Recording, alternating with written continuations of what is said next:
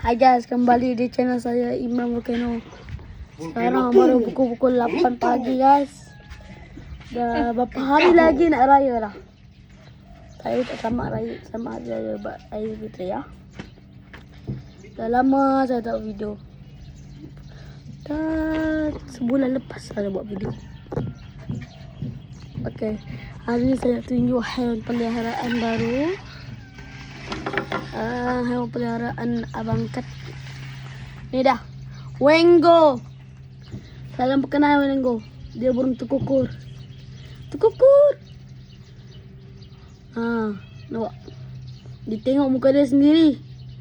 Dia tengok. Dia tak kenal. Dia tengok itu muka dia. Dia cakap sini.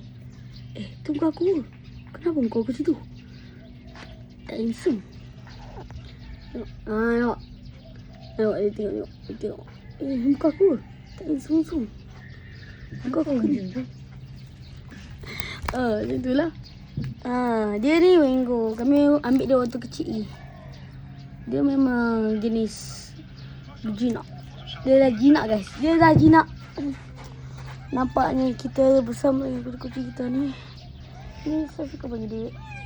Kan? Ni kau rasanya. Bukan kan? Sebab ini kau pendek. Ni kau panjang. Ni. Ini ialah kucing hutan saya panggil dia. Nampak? Dia buat itu. Comel kan?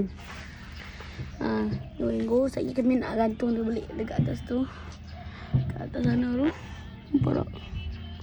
Nampak ni. Aduh, nak bangun. Pejuh pula. Dan yang ini ada dia anak angkat. Anak dia. Anak angkat. Dia dah besar. Abang angkat saya dah bawa seekor ayam. Ayam silky, ayam tu gebur tau. Ada lima jari. Ayam silky. Kacau dengan ayam betul. Ada 5 jari. Daripada 4 jari ada 5. 1, 2, 3, 4, 5. 1, 2, 3, 4, 5. Dah. Okey lah. Macam tu je lah.